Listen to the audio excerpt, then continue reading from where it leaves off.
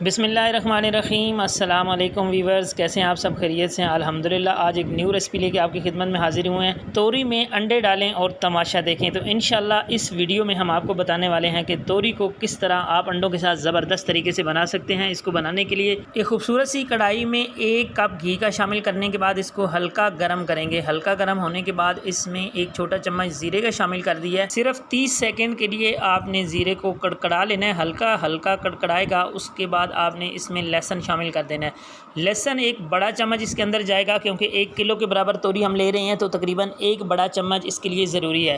اس میں بات یاد رکھنی ہے کہ ادرک بالکل بھی نہیں جائے گی، صرف لہسن کو ہم نے اس میں شامل کیا ہے۔ لہسن کو 1 منٹ کے لیے پکائیں گے، سنہرا کرنے کی کوئی ضرورت نہیں ہے۔ اس سے پہلے جب اس میں پیاری سی خوشبو اٹھنے لگے گی تب تک آپ نے اس کو پکا لینا ہے۔ آپ دیکھ سکتے ہیں کہ ہم نے اس کو سنہرا نہیں کیا، ساتھ ہی ہم اس میں توری شامل کر دیں گے۔ توری کو اچھی طرح دھو کے صاف ستھرا کر کے چھلکے اتار کے ایک جیسی کٹنگ رکھتے ہوئے آپ نے اس کو شامل کر لینا ہے۔ ہم نے اپنے کچن گارڈن سے لیے ہیں، یہ بہت ہی فریش ہیں، اس لیے انہوں نے بہت جلدی گل جانا ہے۔ ہم اس کو فرائی کریں گے اس آئل کے اندر، لیکن کیسے فرائی کریں گے یہ آپ آگے چل کر ویڈیو میں دیکھیں گے۔ اس بات کی میں گارنٹی کرتا ہوں کہ اس طریقے سے اگر آپ نے ایک دفعہ انڈا اور توری کو مکس کر کے بنا لیا نا تو یقین کریں کہ انگلیاں چاٹتے رہ جائیں گے کھانے والے۔ گھی کے اندر مکس کر کے اس کے اوپر کور رکھ دیا ہے جی، 5 منٹ کے لیے جسٹ ہم نے اس کو کور کیا ہے۔ ڈیفینیٹلی یہ گھی کے اندر بہت اچھے سے فرائی بھی ہو چکی ہے اور گل بھی چکی ہے۔ آپ اس کا کلر چیک کر سکتے ہیں، کلر بھی اس نے بالکل خراب نہیں کیا، اور جو لہسن ہے وہ بھی ماشاءاللہ اس کے ساتھ فرائی ہو کے بہت ہی پیاری خوشبو دے رہا ہے۔ تو اس طرح سے کر کے آپ نے اس کو بہت اچھے سے فرائی کر لینا ہے اور یہ گل بھی جائے گی۔ اب ہم اس میں شامل کرنے والے ہیں جی پیاز، ٹماٹر اور ہری مرچ، یہ تینوں چیزیں ایک ساتھ شامل کریں گے۔ اس طرح سے انڈا توری بنائیں گے نا تو اس کا کوکنگ ٹائم بہت کم لگتا ہے، بالکل آپ کو زیادہ ایفرٹ پٹ نہیں کرنی پڑتی اور بہت جلدی سے یہ چیز بن جاتی ہے، اور بنتی تو بہت ہی کمال کی ٹیسٹی بنتی ہے۔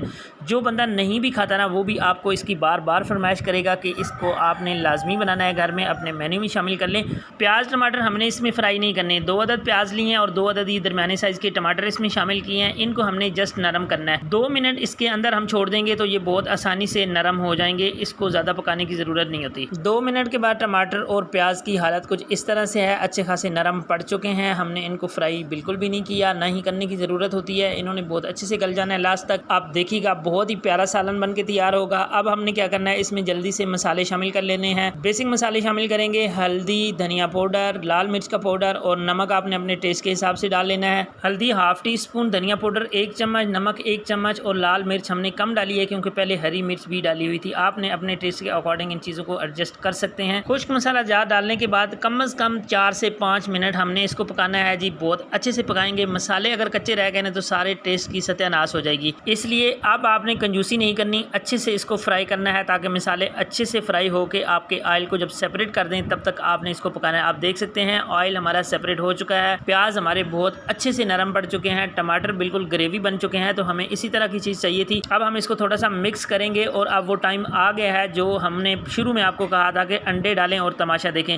تو یہاں پہ ہم اس میں انڈے شامل کرنے والے ہیں، دیسی انڈے ہمارے پاس، اگر آپ کے پاس دوسرے بھی ہیں تو بھی کوئی مسئلہ نہیں ہے، چلے گا۔ انڈے شامل کرنے کے نا 2 طریقے ہیں، ایک تو آپ ڈائریکٹ انڈے شامل کر دیں اور دوسرا یہ ہوتا ہے کہ پھینٹ کے بھی آپ اس میں شامل کر سکتے ہیں۔ ہم نے یہاں پہ ایسے ہی اس کے اندر شامل کر دیا اور اس کو کچھ سیکنڈ کے لیے نا آپ نے چھوڑ دینا ہوتا ہے کیونکہ ٹمپریچر ہائی ہوتا ہے، تو اس لیے اس کے چنکس جو ہے نا بڑے بڑے بن جاتے ہیں۔ اگر آپ اس کو فوراً سے مکس کر دیں نا پھر اس کے چنکس نہیں بنیں گے۔ انڈے شامل کرنے کے ساتھ ہی اس کی فلیم سلو کر دی ہے تاکہ انڈے اچھی طرح پک جائیں، اور 2 منٹ کے لیے جسٹ ہم اس کو چھوڑیں گے تاکہ اس کی گھی وغیرہ سیپریٹ ہو جائے۔ پھر آپ کو اس کی فائنل لک دکھاتے ہیں۔ ایک خوبصورت سی پلیٹ لی ہے، اس کے اندر ہم شامل کر رہے ہیں جی جو سالن آج ہم نے تیار کیا ہے۔ الحمدللہ آپ چنکس دیکھیں انڈوں کے کتنے بڑے بڑے اور پیارے پیارے نظر آ رہے ہیں۔ اس ریسپی کو ہم نے بہت ہی آسان طریقے سے آپ کو بتایا ہے بنانے کے لیے، انشاءاللہ امید ہے کہ یہ ریسپی آپ کو پسند آئی ہوگی۔ اس ریسپی کو بنانے کے لیے ہم نے نہ زیادہ مسالے استعمال کیے ہیں، نہ ہی کوئی الٹا سیدھا طریقہ آزمایا ہے، انتہائی سادہ طریقے سے یہ بنی ہے۔ الحمدللہ انتہائی ٹیسٹی ہے، آپ اس کو ٹرائی ضرور کریں تو ہی آپ کو اس کا ٹیسٹ پتہ لگے گا۔ امید ہے انشاءاللہ آپ ہمارے ساتھ جڑے رہیں گے۔ جڑنے کے لیے چینل کو ضرور سبسکرائب کر لیجئے گا۔ مجھے دیجیے اجازت، اللہ حافظ۔